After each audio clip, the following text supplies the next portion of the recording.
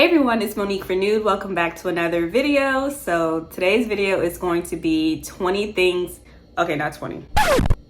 I don't know how many it is, but it's probably like around 10. So 10 things that I wish I knew in my 20s. I am currently in my 30s, so the years do go by fast. So yeah, if you're in your 20s right now, just listen to my advice, okay? I just want to save you some heartache and possibly give you some shortcuts in life. Okay, so number one, do not let your parents handicap you.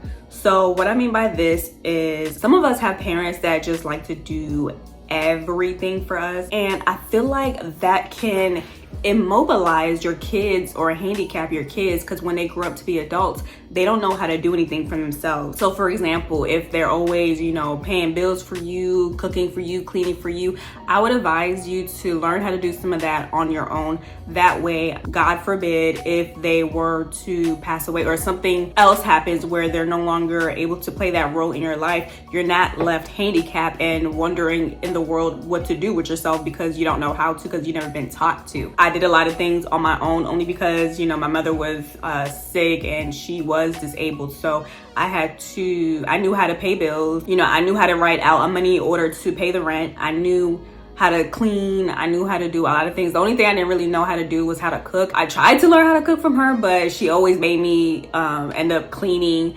or what is it called? Pile et piece in Creole. Like, how many guys know about that pilon, that little motor thing that they use to put like garlic and onions and spices? That's the only thing she made me do in the kitchen. I didn't learn how to make no Haitian food, unfortunately, so I had to learn how to cook regular food on my own, basically. And when I moved out, I already knew how to basically fend for myself. And that's what I mean. Another example in relation to the workforce, I would say learn as much as you can and take notes, please. Unfortunately, something that I've never experienced before in my life, my manager passed away, and she was the type of person that did everything for us. I'm so glad that I gleaned as much as I could when I was training with her, as much information that I could, and wrote it down, because I can't retain barely anything in my head. So I like to write stuff down. She was the type of person that just did everything. So when she passed away, it really she was the glue to our team. So we were left trying to figure out a lot of things on our own, and it's not easy, especially when somebody did everything for you and didn't really explain to another person or wrote things down just in case, because I'm pretty sure she and us always assumed she would be there. So that's what I mean. Don't let nobody handicap you. Learn as much as you can. Learn how to do as many things as you can on your own as possible, especially when you raise your kids. Just don't do every single thing for them. Even when they're young, have them do little chores. Don't always pick up after them. Teach them to pick up after themselves so that they won't be left trying to figure it out on their own or be a burden to other people. This is in no particular order or category. I just wrote down random things in my head that I thought I wish I knew when I was in my 20s. The next thing is, if somebody is telling you everybody's business, okay, trust and believe they will tell your business too, okay? Many of us, including myself, are guilty gossipers, okay? We talk about any and everything, especially about other people, which I'm trying to learn not to do so much, but it is hard to set those boundaries, especially when people just casually come up to you and start telling you stuff that you didn't really ask for. But you have to be careful what you say around people. If what you're saying to somebody, if you can't say it in front of somebody else that you don't want them to hear, then you shouldn't be saying it to anybody, period. Okay, if what you're saying you don't want to get out, then don't speak about it at all. Because time and time again, I find that when I say something to somebody, all of a sudden I'll hear it come out of somebody else's mouth. You think the information that you're telling this person they're gonna keep it confidential, but if they're able to tell you somebody else's business, what makes you any more special? They're gonna tell your business as well. Yeah, be careful what you say to certain people, especially people that you find will easily tell you somebody else's business. Number 3, I know y'all hate to hear it, but wait until marriage to have sex. Okay, so I know that's not the cultural norm in North America or many parts of the world, but God is right, okay? And this is why. Some men only want to have sex with you just to see what it's like, and then they'll ghost you, okay? All they want to do is talk about it amongst their friends in the group chats, okay? Y'all should see what goes down in these group chats, okay? I'm not even joking. They just want to talk about it. Oh, she was like this, she was like that. Oh, I hit that. I'm telling you, that's all they want to do. It's like a game for them. It's like a conquest. I'm not saying all men, obviously, but you know what I mean. Like some men are very much so like that. And then you're gonna be left heartbroken, like, why is he not texting me back? Why is he not calling me? Why is he ignoring me? That's why, because he literally only wanted to see what it was like so he could leave you. On to the next person. God literally gave us females a tool called sex, okay, to see who can be a suitable spouse for you. I'm not playing. Like, you can use it towards your advantage. If you make a man wait and they actually wait for you, they truly love you. Because some men, they be like, oh, I'm not waiting. I'm absolutely not. And guess what? You have your answer. Let them leave, okay? If they won't wait for you, they don't really love you. They don't really like you, for that matter. They just want to see what it's like and move about their business. And you don't deserve that. Number 4, pay attention to the red flags the first time. Okay, don't wait until red flag number 5,558. Don't do that, okay? We all have an intuition. We all have a gut feeling. We notice things that seem kind of off or seem kind of weird, and we tend to ignore them, trying to give a person the benefit of the doubt. And that is perfectly fine to give someone the benefit of the doubt. But when you see a behavior that is consistent, ask yourself if you can bear with that for the rest of your life. And if you can't, then you need to move on, because it is very hard to change a habit, a behavior, and a characteristic. Number 5, get to know yourself as a person.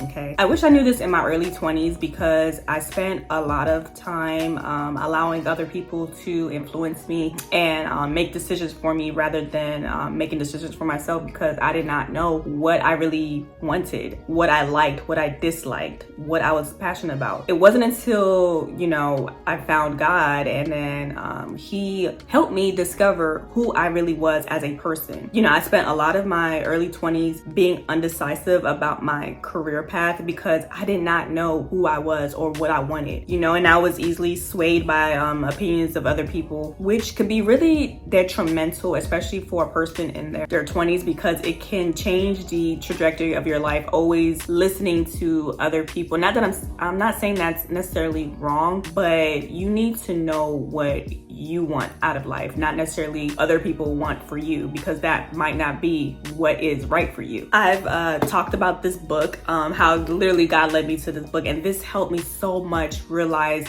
the type of personality that I had and my interests and my dislikes. It was really on point in helping me find myself as a person. And it made me realize that it is okay to be who I am. Like, I don't have to be like everybody else, you know? It is okay to be an introvert. It is okay to be reserved. You don't have to be like everybody else. Just be who God truly made you to be. Of course, according to his word, not by your own thoughts and imagination. Okay, next. This is pretty random, but I wish I knew that retainers were a lifetime commitment. I did not know that when I got braces. I got braces in my 20s when I was able to afford to do so. And my orthodontist, who is an older gentleman, probably like in his 40s or 50s, looking at me with braces in his mouth himself, and he was like, yeah, I had braces before and I had to redo them or get them again because I didn't wear my retainer consistently. And he was like, you have to wear them. By this time I already had the braces in my mouth, and he was like, yeah, you have to wear them forever at night. And I was like, excuse me?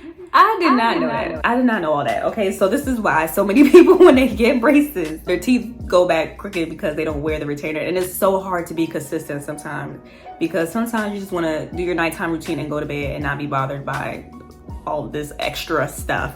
But I wish I knew that. Not that it would change my decision, but it would make me more cognizant of what I needed to do, or have me more prepared. And this goes on to my next one. I wish I knew how to be more consistent and establish certain routines, because consistency is really the key to results. I know that sounds so cliche, but it's so true. Like, if you can't be consistent with anything, nothing's gonna work, okay? Like, for example, like myself, I'm trying to get rid of a lot of acne scars. And you could buy all the products in the world, but if you're not consistent with those products, nothing is really gonna work, okay? When I was younger, I didn't really have any set routines for anything. So, you know, I would do things here and there, and that really affected me in my adult life, because I'm it's very hard for me. Like, I'll get into a routine, but then I'll fall off a routine as soon as something happens. Like if I get sick or some major event happens, it's hard for me to get back on my routine. So yes, I wish I knew how to be consistent and how to stay on a routine. This is important because it helps you to stop being lazy, and it also helps you to be disciplined. So, you know, when you have children, teach them routines very young. You know, when they come in the house, this is what they're supposed to do. This is what they're supposed to do at night. When they get ready in the morning. Like, I didn't get saved until I was about 27, and I wish I knew scripture in my early 20s, because there were so many situations that I was in that I wish that scripture was brought into my memory, because that is what God does. Once you know, meditate on scripture and read scripture, you'll be like in a certain situation, all of a sudden, bam, like a certain scripture comes up in your head or comes into remembrance. That's him giving you that scripture on how to navigate through certain situations and really how to navigate life. That's why I wish I knew scripture when I was younger, because there are so many instances that I would be in that I needed to know an answer to. And if had I known scripture, it would have popped up in my head. I'm like, okay, that's what I need to do. Find happiness within yourself and within Jesus. Don't depend on somebody else for your happiness, because it's going to be up and down all around, everywhere. Okay, honestly, this is how you become stable as a person, when you don't depend on somebody else to make you feel happy. Especially don't depend on a man to make you feel happy. I'm just saying in general, find a hobby. Okay, find something that you like to do without always having to be up under somebody. I'm laughing, but I'm being serious. Like, you know, I like to read, I like to do little arts and crafts, I like to organize things. Like, find something that you like to do that gives you happiness within, without having it to be external. There we go. If someone offends you, don't wait for an apology to make yourself feel better or to allow you to move on. Okay, there will be so many times where I would get offended by something and the person will never apologize about it, and it would place me in a mental rut, and basically I would allow that to like ruin my whole day. And I've come to realize you cannot wait for an apology, okay, to make yourself feel better or to validate you, because a lot of people are like very prideful and they never think they do anything wrong. Therefore, they will not issue you an apology to make you feel better, okay? But you cannot rely on that. You know, some people don't take accountabilities for their actions. It's very hard to do this, just to let go of a situation. But when you let it go and just let God, literally, he will take care of it for you. I promise you. You don't have to do anything. You don't have to avenge yourself. He will take care of it for you, even in ways you probably won't even see, okay? Pray about it. Just allow God to fix that person's heart. Last but not least, I wish I would have told my 20-something-year-old self to stop getting drunk in order to have fun. I know a lot of people that knew me personally. Oh my gosh, I cannot believe it. They knew the Monique that would get drunk a lot. And, you know, I have to really look within myself. I don't drink a lot currently. Maybe like on special occasions, and I definitely don't get drunk anymore. In my 20s, I would do that a lot to distress after work. You know, you would go hang out with your friends and get drunk and what have you. And I felt like I needed alcohol or needed to get drunk in order to be more outgoing, to be more extroverted, because I am an introverted person. And for some reason that wasn't good enough for me, especially when you're in a like, you know, a certain type of like party type of scene, you know, and I had to realize for myself that you don't need to do that, you know, because I had to eat some of those consequences of getting drunk in order to be more lively, in order to be more outgoing. I did a lot of stupid things.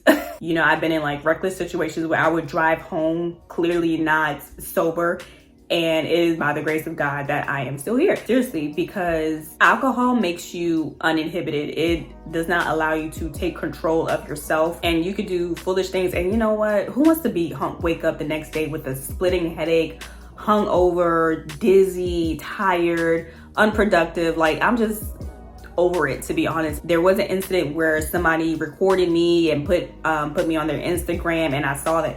And, you know, I didn't even know this person personally. And when I saw it, I was like, wow. Like, that really, I needed that, to be honest, because it made me realize, Monique, you're being stupid, to be honest. People will pull out your phone, unbeknownst to you, and throw you on their social media. And plus, people look at you different. Like, there's a stark difference between drunk Monique and sober Monique. And people will look at you like, I did not know you were like that. You know what? That's not me anymore. That was me back in my 20s, but it's definitely not me now. So yeah, I would tell myself, you don't need to drink to have fun. And if you feel like you do need to drink to have fun, maybe this is not your scene. Maybe you need to be at home. Maybe this is not the environment that you need to be around. If you feel like you need to change yourself in order to fit in, that's a word. And I will end this video by telling you one thing that I'm glad I did know in my 20s, which is how to save money, okay? My mom was a big saver. Every week she would be at the bank making her deposits, her withdrawals, you know, allotting what she needed for what, cashing out her checks.